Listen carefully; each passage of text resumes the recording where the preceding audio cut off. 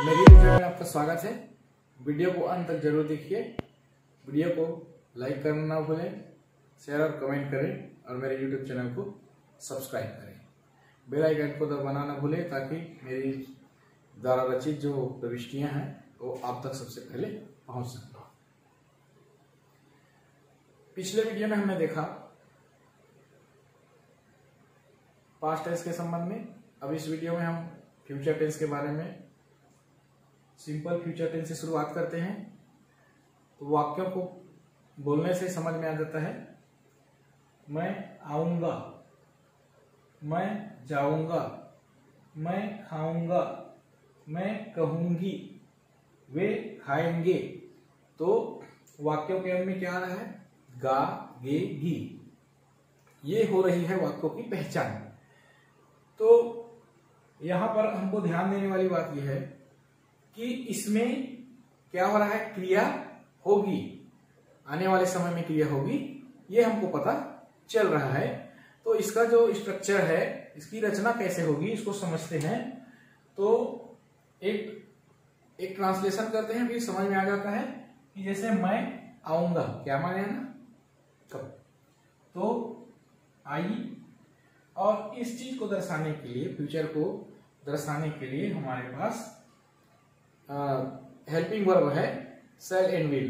लेकिन जनरली जो है ज्यादातर आजकल ध्यान नहीं दिया जाता, केवल विल का ही प्रयोग कर देते हैं। तो इसमें कोई समस्या नहीं होगी, है ना। ऐसे मैंने पिछले वीडियो में आप लोगों को बता ही दिया है कि शैल का प्रयोग कैसे करेंगे, विल का प्रयोग कैसे करेंगे। तो आई विल, मैं आऊंगा। तो यहां पर क्या हो रहा है, देखिए ये हमारा क्या हो गया, सब्जेक्ट है, इसी को कहते हैं डूअर। इसके बाद ये हेल्पिंग वर्ब क्या, विल। हम चाहें तो उसको भी साथ रख सकते हैं, विल या शैल, प्लस क्या है, क्रिया का फर्स्ट फॉर्म। इतना याद रखना है हमको रचना में, ठीक है। क्या याद रखना है? सब्जेक्ट, हेल्पिंग वर्ब और वर्ब का फर्स्ट फॉर्म।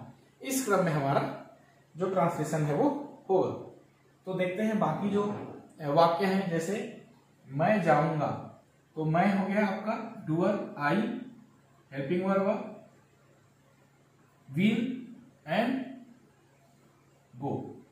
खाऊंगा, आई विल ईट, वे खाएंगे, दे विल ईट। तो इस प्रकार से हमको ट्रांसलेशन करना है और उदाहरण से हम इसको समझने का प्रयास करते हैं। देखिए उदाहरणों से समझते हैं। मैं उसे कल मिलूंगा, हम मैच जीतेंगे, उनका अगले सप्ताह विवाह होगा। तो मैं उसे कल मिलूंगा, आई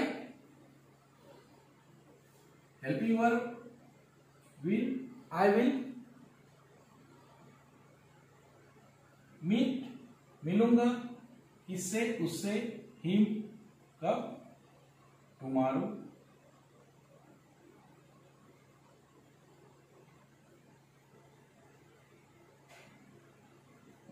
मीट टुमारो। अब देखिए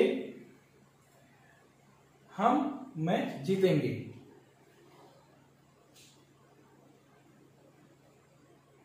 वी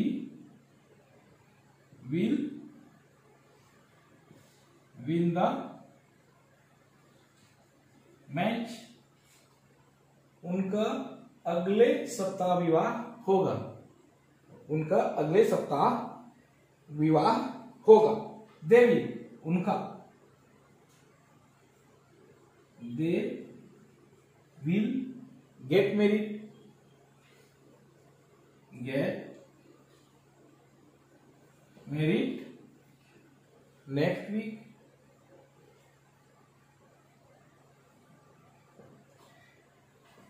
तो ये तो हुई सिंपल सी संरचना की हमको क्या करना है फ्यूचर में। सब्जेक्ट, हेल्पिंग वर्ब, शैल और विल अभी तो, और उसके बाद वर्ब का फर्स्ट फॉर्म यूज करने हैं। कुछ परिस्थितियां आती हैं जिनमें हम विल के साथ बी का भी प्रयोग करते हैं। एक आध उदाहरण से हम उनको समझने का प्रयास करेंगे। तो वाक्य को देखिए, समझिए। वह अभी घर पर ही होगा। आम इस साल सस्ते होंगे। तो ये क्या कर रहा है, संभावना व्यक्त हो रही है। इससे क्या हो रही है, संभावना।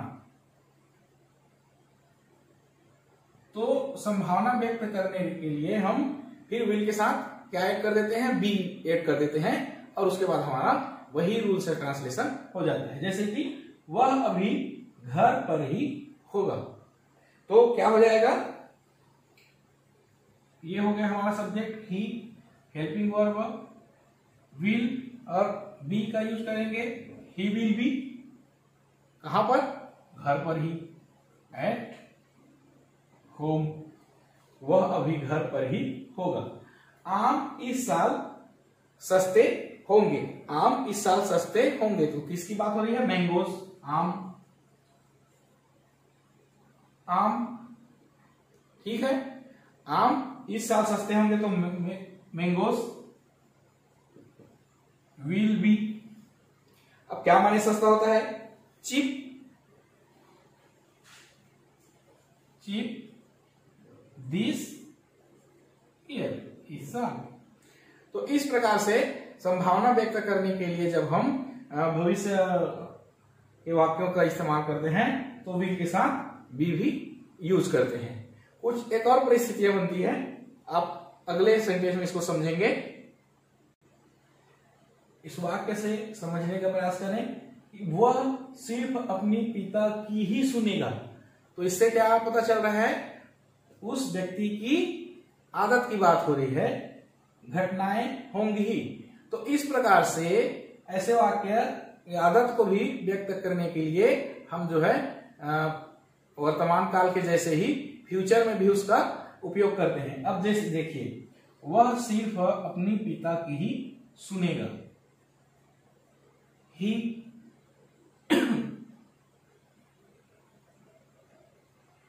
Will listen only his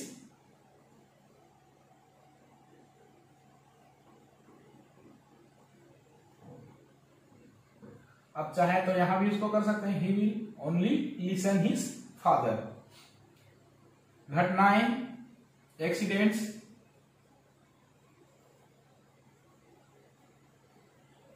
will happen, घटनाएं होंगी। तो इस प्रकार से इसको आदत को बताने के लिए भी हम इनका फ्यूचर टेंस का, सिंपल फ्यूचर टेंस का यूज करते हैं। अब कुछ सीन लेते हैं। सेल और विल का जब बात आ रही थी तो ज्यादातर सवाल करने के लिए हम सेल का प्रयोग करते हैं आई और वी के साथ। नहीं तो आजकल तो सब चल रहा है, ये विल का प्रयोग ही ज्यादातर चल रहा है, सेल का बहुत कम होता है। लेकिन जब हमको सवाल करने होते हैं, प्रश्न पूछने होते हैं, तो हमको विल का प्रयोग करना होता है। कैसे, आइए सीखें। तो हमने चर्चा किया था कि सेल का यूज जो है, तो देखिए यहां पर जैसे प्रश्न है, यहाँ क्या आज हम बाहर खाना खाएं। तो इससे प्रश्न पूछा जा रहा है, क्या अब हम निकलें, हम कहां मिलें। तो इस प्रकार से जब हम प्रश्न पूछेंगे तो हमको जो है सेल का प्रयोग करना पड़ेगा। जैसे कि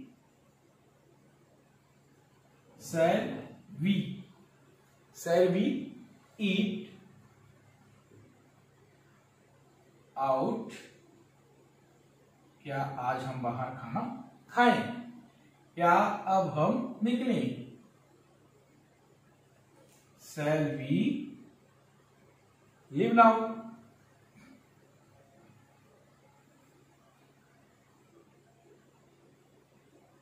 हम कहा मिले, where